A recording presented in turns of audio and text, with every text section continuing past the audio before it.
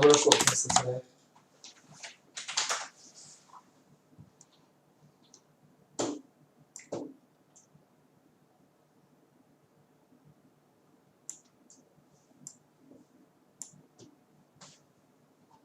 Oi. Yeah.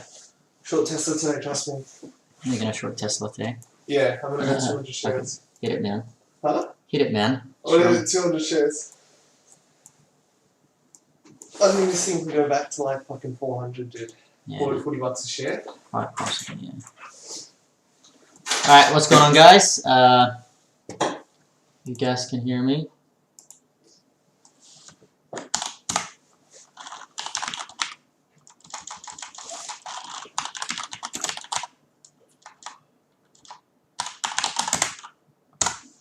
What time is it? At 8:50. Russ is probably on, right? Alright, can you guys type something if you guys can hear me, or... Alright, so a couple of the gappers we're looking at. Kodak is the main one everybody's looking at. Obviously 1 to 10. It's probably going to be a good short in terms of... there's a lot of backholders. Let's figure out what the news is.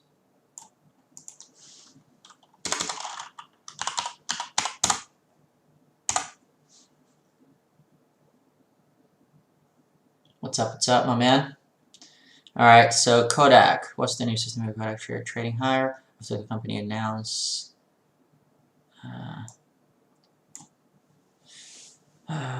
From announce. So just click on this.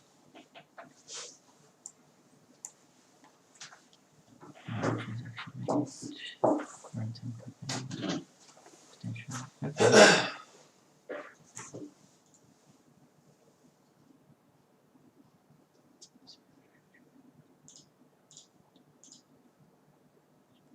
All right, basically Kodak, they were being accused of insider trades where they actually bought a lot of shares at $2 area before the date went to $60 per share, right? And what the U.S. government, the SEC, accusing them is basically manipulating it and going trading internally. So what the news is basically they just hired a law firm to kind of battle that in court, right? With the SEC. So that's the news. That even though that it's a good news that they hire in terms of the company, if you look at that, how is that any good news in terms of they hired they still accused of it. Do you get what I mean? And they're gonna have to go to court and stuff like that. So yes, it spiked, but it's as a short sale, I look at that and I'll take advantage of that spike because this news is not like the company they opened another branch or it's not a one of those strong positive newses, right? So that's the reason why Kodak is going up, because the company hired a law firm, which is another expense, millions of dollars they have to spend, right? And at the end of the day, they might actually lose. Another thing. All right, what else is going?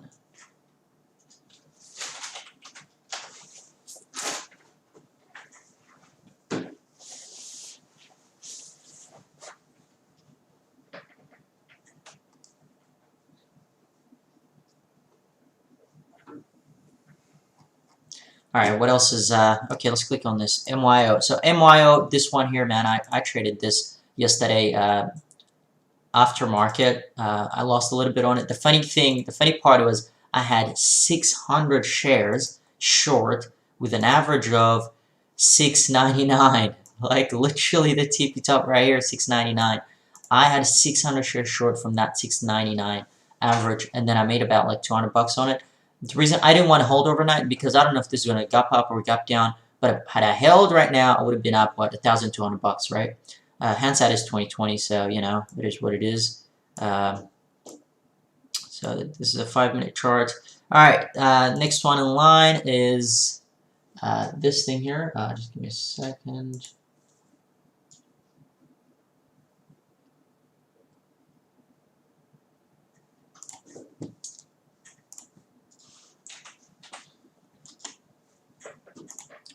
Guys, a new video is I'm uploading it now. Yesterday's trading video. I know there's one more day that I haven't uploaded. I'm still editing that.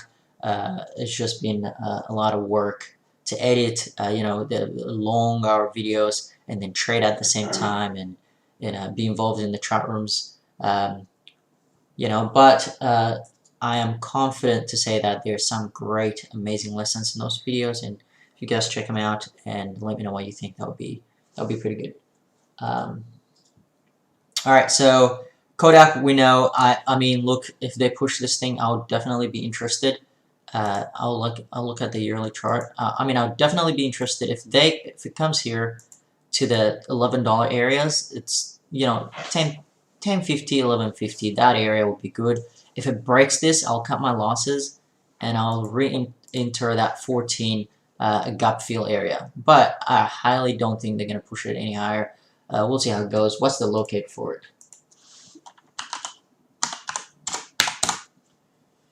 KODK. As you guys can see, the locate is pretty cheap. So 400 shares, I'll be paying $3 for 100 shares. So it's pretty cheap. All right, it's cheaper with other brokers, but you know, it is what it is. All right, so what else can we look at? Kodak. Let's look at the internal. Now, for me personally, it's a very shady company. I mean, they were heavily involved. I mean, originally, so originally they were a Kodak camera, right? They were a camera company, and then about 2 years ago, whatever, they were heavily involved in the crypto. So a camera company turned into a crypto. Right now, they're, you know, producing some sort of chemical for coronavirus. Now, suddenly, they're a pharmaceutical company. So they've been, you know, going in and out. So they don't have any offers.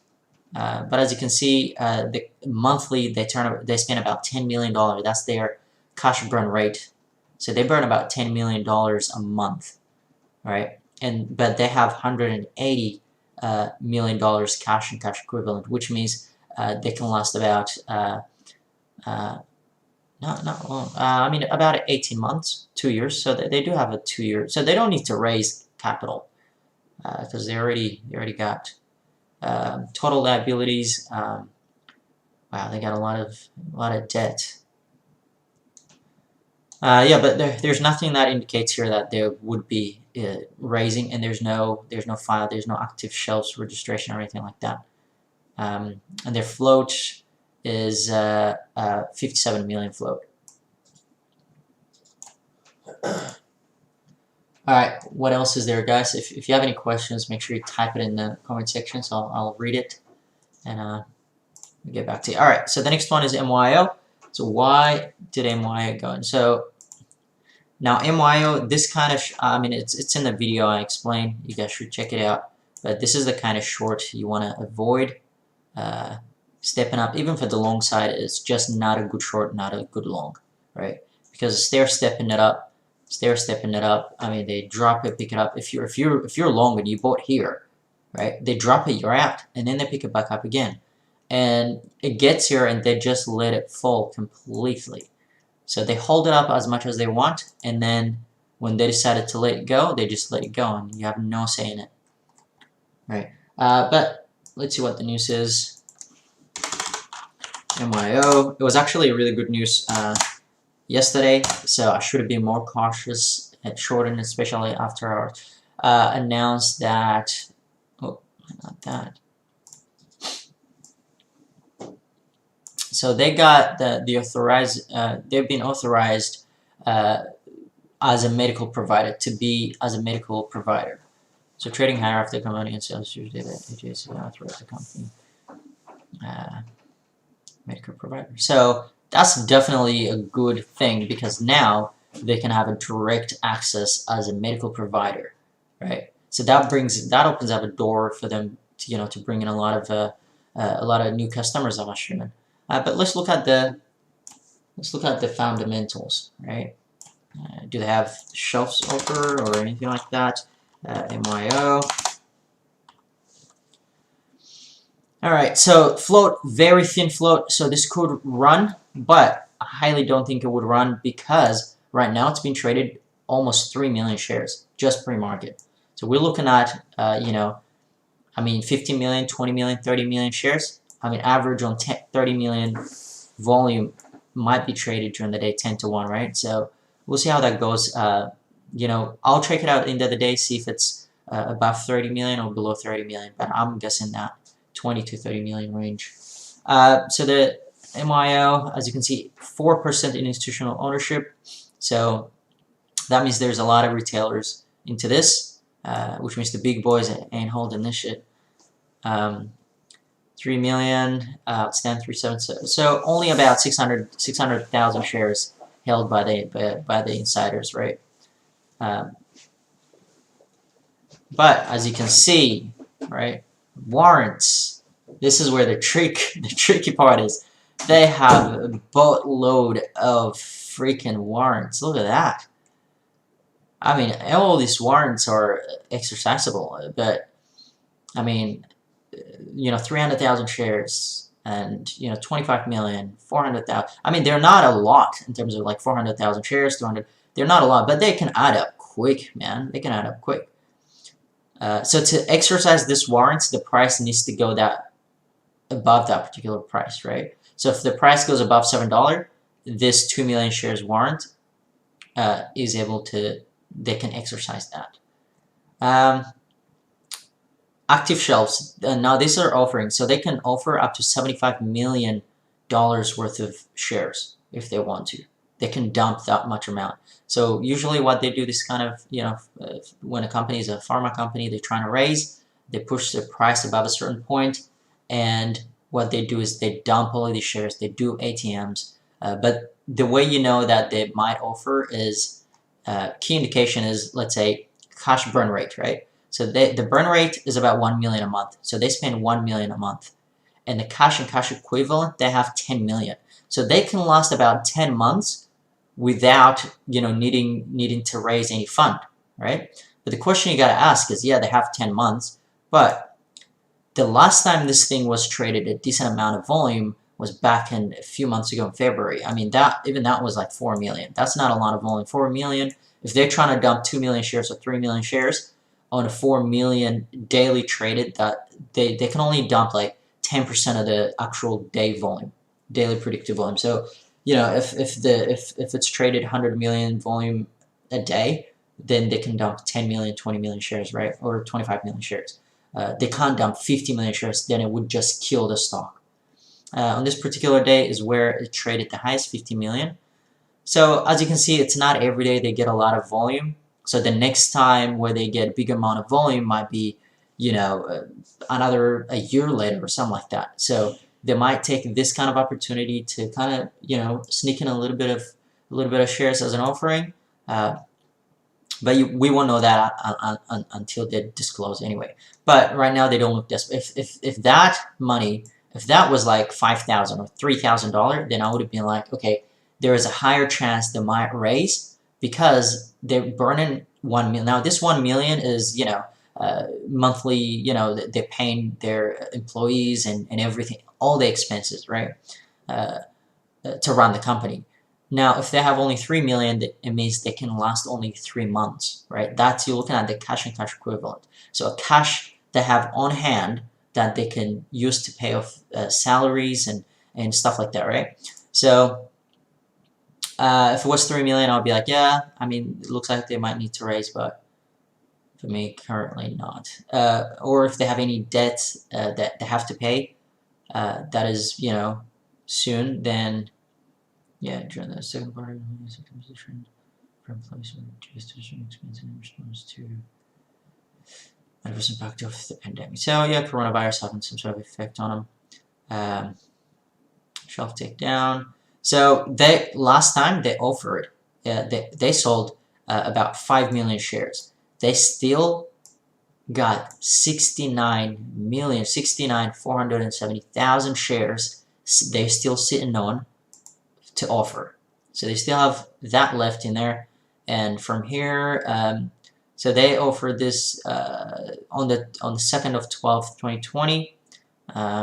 They dumped about $50 million worth of, okay, let's see this date, right? It's the second month of the 12th of this year. All right, so if we put this January, February, right? The 12th, right here. So this is the day where they dumped.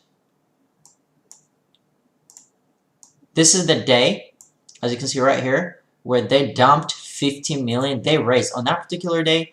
They dumped 50 million share, 50 million. Fuck, I can't say $50 million worth of shares. So they dumped $15 million dollars worth of shares on that particular day. That's how you go back and refer. Okay, and the volume is exceptionally high, right? So what they do is they put out a news, they put out, you know, whatever news is, and they generate a lot of volume, and then they do offering, right? They dump into the buyers.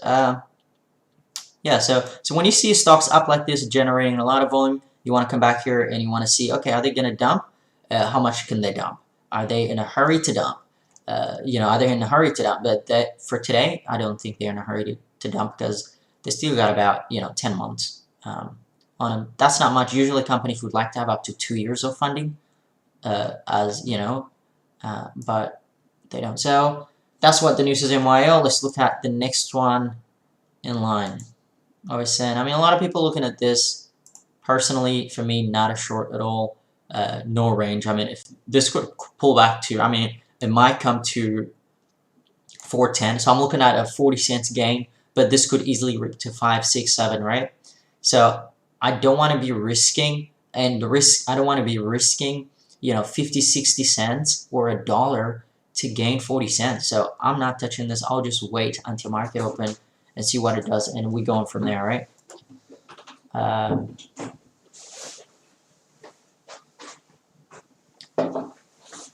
No problem. Anytime, guys.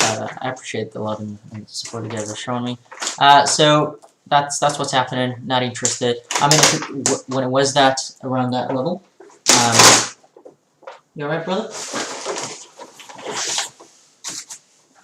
So.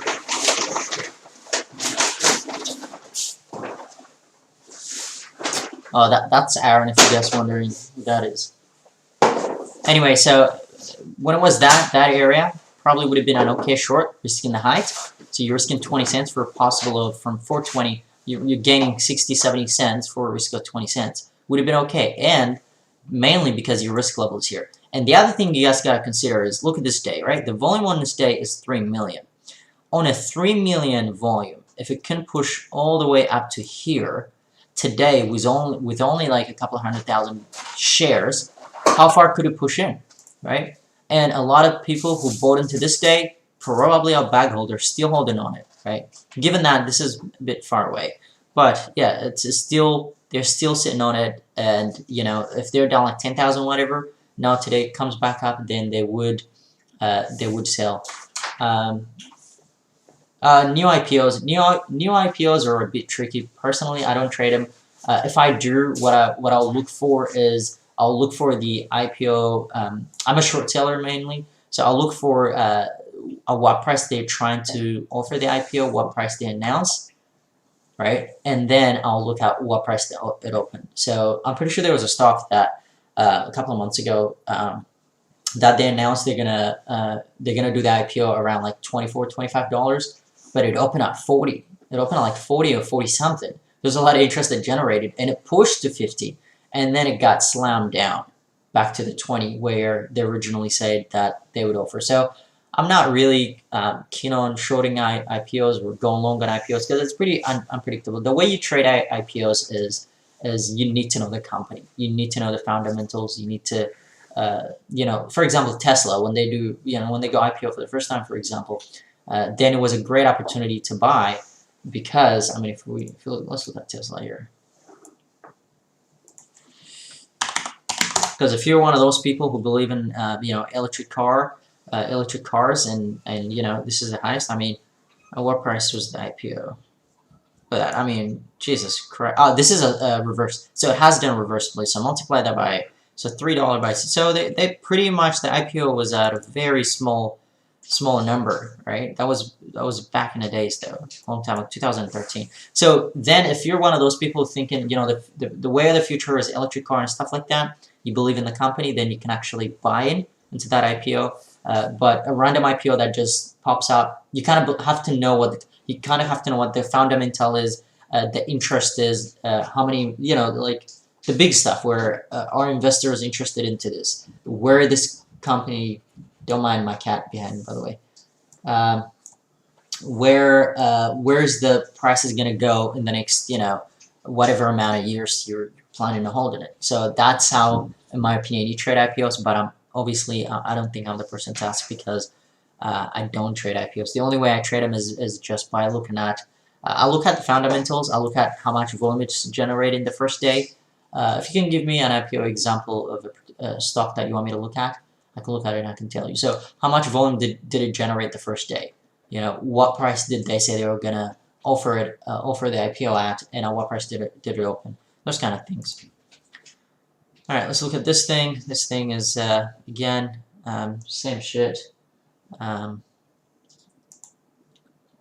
Nothing interesting unless you guys want me to look at a particular stock. So Kodak is the only thing, and Kodak, we already know what the news is. The news is that they hired a law firm to battle the ACC, right?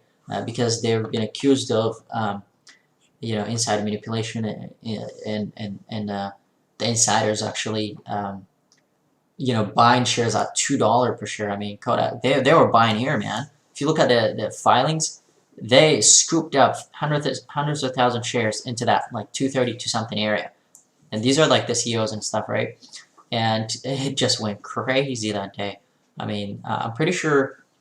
I'm not sure if it's in how many billions of dollars investors are actually. Kodak generated that day, which means investors lost into the company, into that move. Yeah, so I mean, the market is pretty quiet at the moment. 20 minutes till a bell, and yeah, that's what I'm looking at. Guys, there's a video I'm uploading at the moment. I gotta change the title. I just copied and pasted it from the other video, so I need to, I was up actually around $400, I think, or something like that on a day, not 700. So I need to fix that. But the account is over 6,000 in about a week and 1 day or something like that. And every single trade that I took to grow the account from $2,000 to $6,000 in a week are on YouTube. All of them on video. Uploaded it, and I try to give look at PXI.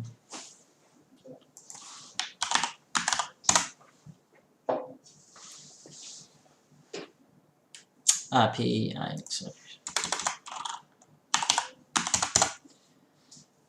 All right, let's look at the early trader. This is it on the scanner right here?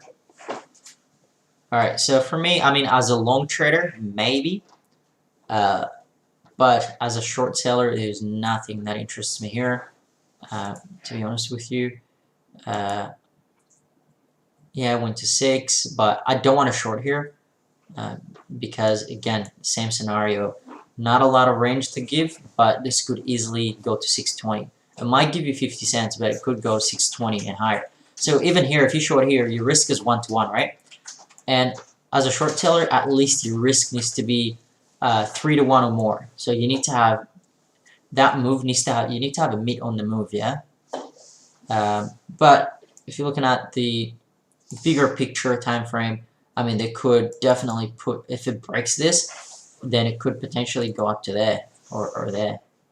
So they can push it. It looks more like flat top breakout for long side than any interest short in it for me.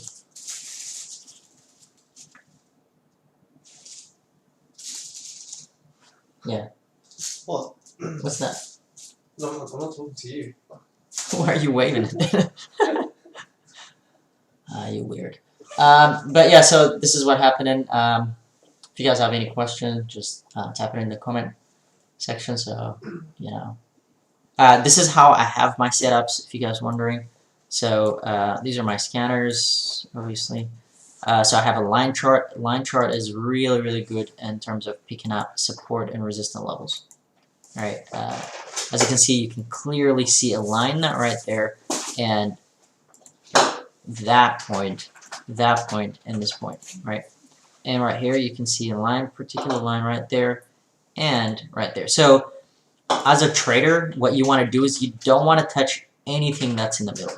Don't touch anything here. If you want to buy here. If you buy here, what happens is if it breaks in, don't buy this one. But I'm just saying, for example, this is a solid support level because this is not a support.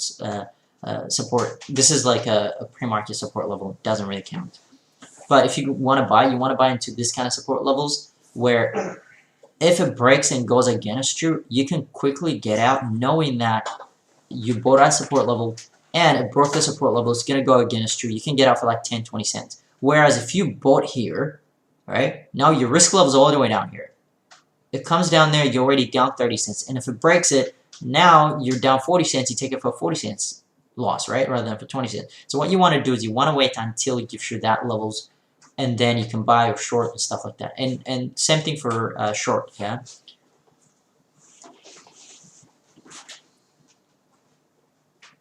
I want to send you guys this. So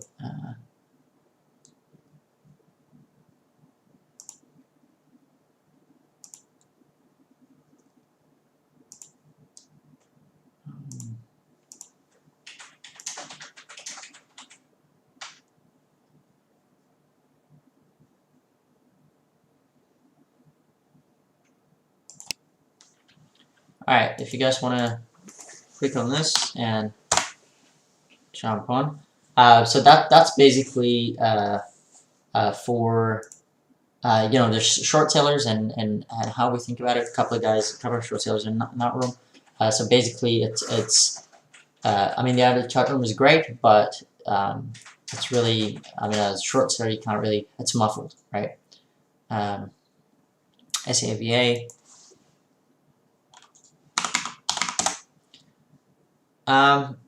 For me, not really. I mean, it's this kind of strategies do work for some people. For me, I'm actually, if I'm to be honest, I probably would look this for long. So if something goes up like this and it doesn't fall and it pulls back to support levels. If you're looking at this levels, these are support levels, right? The proper short would be once they break the support level. So once it breaks the support level, it could be short, possibly come into that area. But the problem is, again, I mean, it's tricky. I would rather short something that's going parabolic. But what happened is usually these things, they hold. I mean, if you look at, for memory, TRHM, it might be. Yeah, you see this thing, if you're looking at this particular day, like these are daily, but if you look at this particular day, it went up, pull back. Now, this looks like you might get tempted to short here, right? You might get tempted to short here, thinking it might come to that, right, on a daily. So if you're looking at here, oops. Yeah, if you're looking at there, okay, it looks like it's downtrending, it's going to come back to here.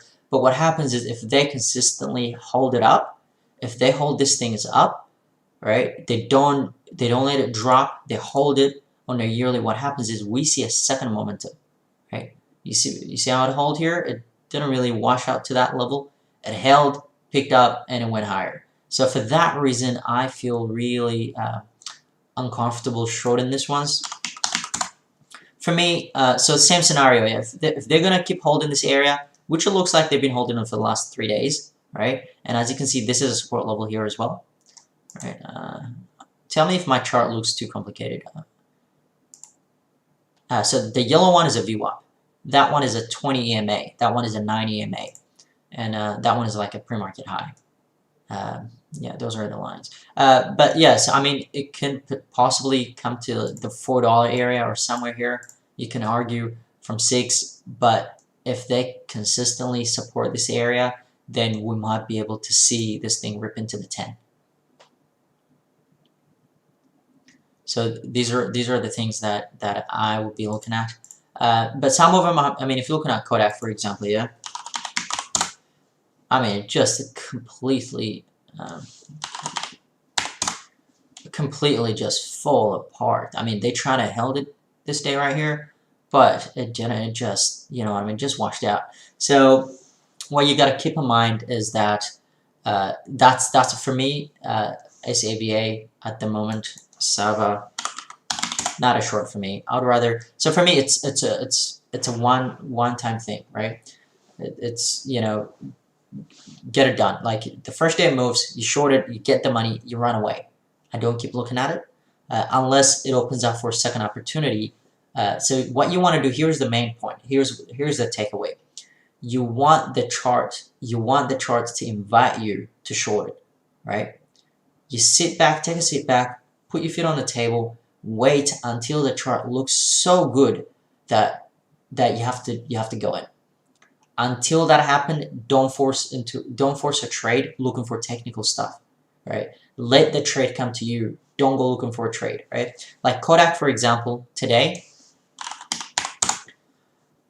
I will not touch it until I see this thing above that area. I mean, I might double in like 100 shares or whatever, but I won't go in size or I won't trade properly until I see this thing over 10, until I see this thing that resistant levels where above 10, 1040, 1050. If I see that, then I start going into short.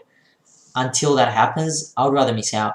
You know what I mean? Because the last thing you want to go is get into a shitty trade and then stress yourself out, and that has happened to me so many times. So,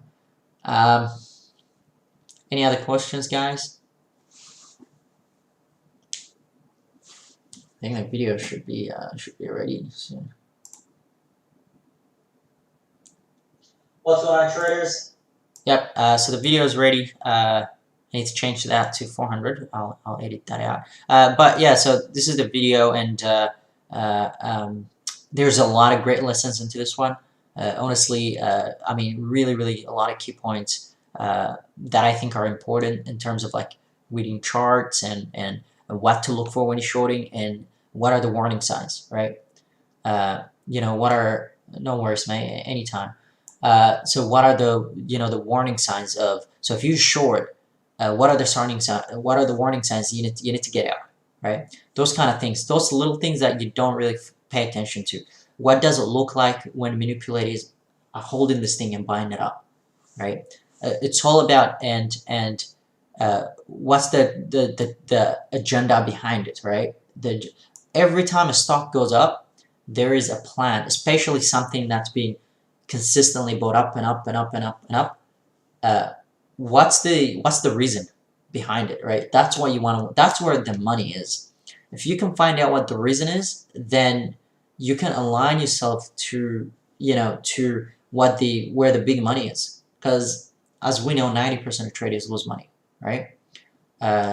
So what you want to do is you want to align yourself, and we know who those 10% are. The 10% are the people holding insider shares, people, the market makers that are manipulating the stocks. Those are the 10%. Those are the big boys, right? We're taking millions of dollars. So what you want to do is you want to be able to align your trade with those people. So you go in a chat room and you see all these people saying, short here, buy here, and whatever.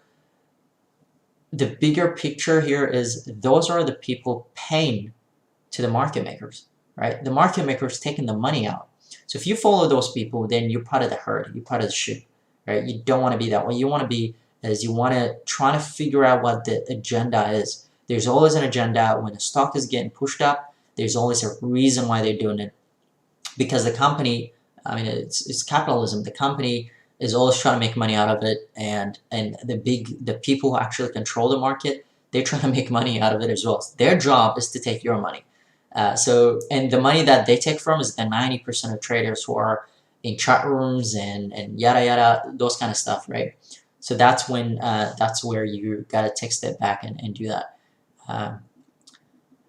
No worries, guys. I appreciate the support. Just join in that chat room if you want to know a lot about into the mentality of short seller. And again, I am not by any means like this great trader or anything like that. I am consistent in my profits, but I'm still learning from other people that I'm currently, right? And what I don't know, I learn from you guys as well. So just join the chat room and write down your ideas and stuff like that. So 5 minutes to the bell. Again, another pretty dry day. Let's look at the Wow, this thing dropped.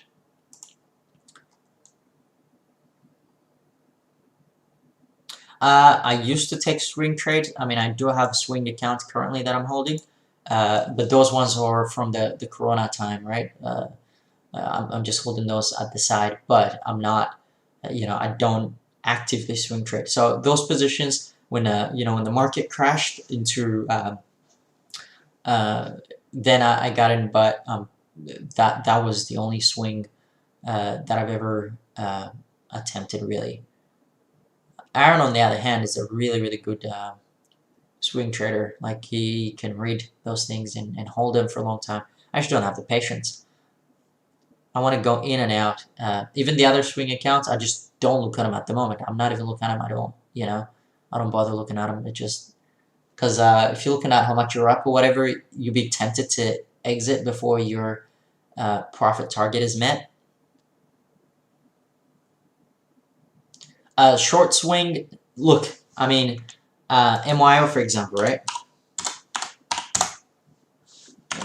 I mean, I don't, because not with this account anyway.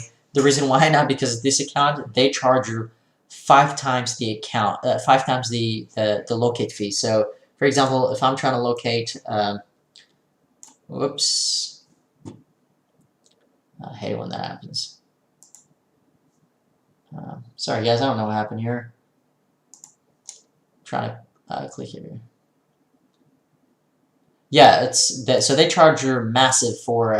They charge you like 5 times the amount of your locate. So if you paid $20 for locates, then they will charge you 5 times that to hold it overnight. So MYO, for example, man, I had an average. I shorted. My average was at $6.99 with 600 shares, but I didn't hold it overnight because there's no point. I mean, I paid $40 for locates.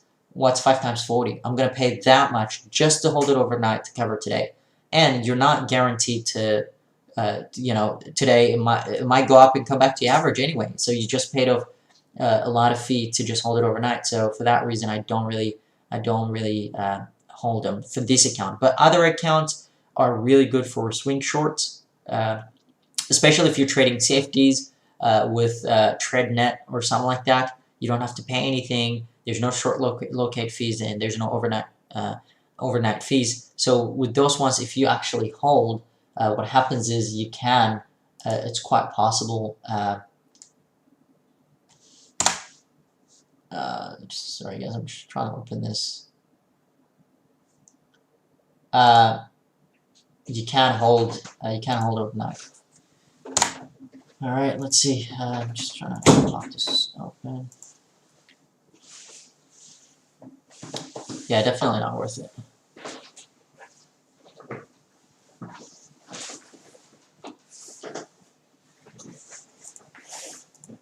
And I paid quite a lot of locate fees yesterday as well, man. I think I paid about like 100 and something or something like that, which is pretty expensive with TradeZero. Locate fees with other brokerage firms, it's not as much. Yep. Options I used to at some point, but not my cup of tea. I don't know a lot about it. I'm still trying to learn. But they're really good. Like, I know a lot of profitable good traders. They definitely trade options and all of that.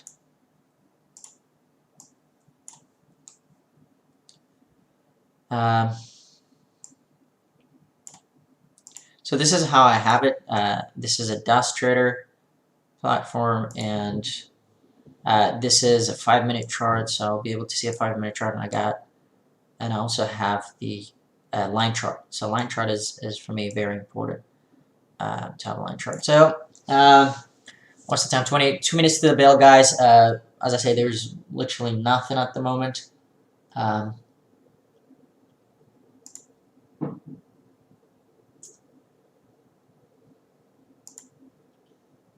So what I'm gonna do is I'm just gonna wait and look at the market scanners to see what's in play.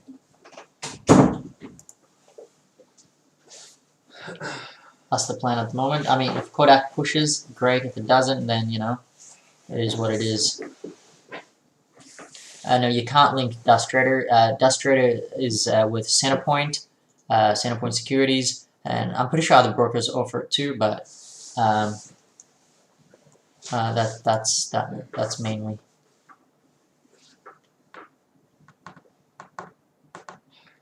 I don't like the Trade Zeros platform, to be honest. I only use it to kind of show you guys the execution, but personally, I'm just looking at my average price and I'm looking at the chart here, and this one is good as well.